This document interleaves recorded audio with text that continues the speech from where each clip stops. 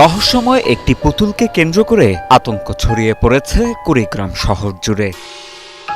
১০১টি সুইবিদ্ধ লাল সাদা রঙের পুতুলটি আতঙ্কিত করে তুলেছে পুরো এলাকাবাসীকে। পুতুলের গায়ে ১০১টি সুই এত বড়, ওটা ভিতরে লাগিয়ে দিয়েছি।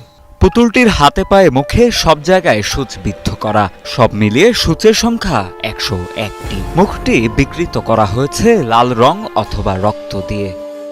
গত ১৫ জানুয়ারি কুড়িগ্রাম পৌর শহরের কলেজপাড়া গ্রামের মৃত মাজেদুল ইসলামের বাড়ির উঠানে পরিত্যক্ত অবস্থায় পাওয়া যায় এমন এক বীভৎস পুতুল, যা পাওয়ার পর ভয় ছড়িয়ে পড়েছে মাজেদুল ইসলামের পরিবার সহ পুরো এলাকায়।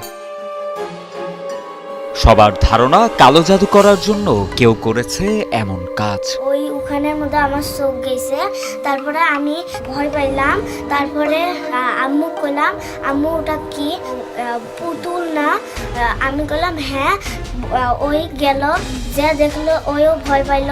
মর্জিনা বেগম নামের স্থানীয় এক নারী জানান, পুতুলটি প্রথম চোখে পড়ে একটি শিশুর। কৌতূহলবশত পুতুলটি দেখতে গিয়ে গা শিউরে ওঠে সবার। পরে পরিবারের অন্য সদস্য আব্দুল হালিমকে বিষয়টি জানালে তিনি গুনে দেখেন ১০১টি সূচ ফোটানো রয়েছে পুতুলটির শরীর জুড়ে।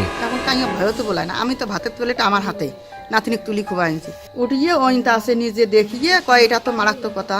তখন সবাই মিলে দৌড়ি এসে কয় এটা তো পুতুল, এটা তো মানুষ, এটা তো মারি ফেলার জন্য এটা করছে। স্থানীয়দের ধারণা সত্যতাবশত কাউকে কালো জাদু করার জন্য পুতুলের গায়ে এমনভাবে সূচবিদ্ধ করেছে কেউ। অনেকেই বিশ্বাস করেন পুতুলের শরীরে সূচ ফোটালে কালো জাদুর প্রভাবে তা আঘাত করে শত্রুর শরীরে। সূচবিদ্ধ রহস্যময় পুতুলটি দেখতে মাজেদুল ইসলামের বাড়িতে ভিড় করেছেন উৎসুক জনতা। মানুষ মারা একটা, এটা যেটাকে বলে কালা জাদু, কিন্তু এই মারতে চাবো কি কারণ?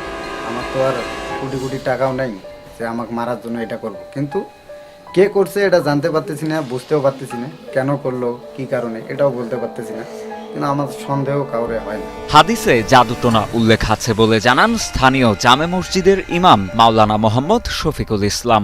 সূচবিদ্ধ পুতুলটির ভেতরে যদি কারো নাম পাওয়া যায় তবে কালো জাদু হবার সম্ভাবনাই বেশি। এ ধরনের কাজ যারা করেন তাদের ঈমান থাকে না বলেও দাবি করেন তিনি। ক্ষতি করার জন্য এই কাজগুলো করে থাকে, আর এগুলো জাদু দান বা কুফরি জাতীয় জিনিস। এই কাজগুলো যারা করে থাকে সাধারণত তাদের ঈমান থাকে না। বিশ্বের প্রায় সব দেশে ও ধর্মে জাদুটোনা ও কালো জাদুর উল্লেখ পাওয়া গেলেও অনেকেই বিষয়টিকে ভুয়া বলে মনে করেন। তবে চিকিৎসা বিজ্ঞানে এসব জাদুটোনার কোনো ভিত্তি নেই এবং এসব বিষয়কে কুসংস্কার বলে দাবি করেন কুড়িগ্রাম জেলা সিভিল সার্জন ডাক্তার মোহাম্মদ মঞ্জুর এ মোর্শেদ। এটি মূলত আমরা মনে করি এক ধরনের কুসংস্কার, ধর্মীয় বা সামাজিক কুসংস্কারের ফলেই মানুষ এই জিনিসগুলো বলে। আমরা মেডিকেল সায়েন্সে আসলে জাদুটোনা বা এই জাতীয় বিষয়টা আমরা খুব বেশি পাই না।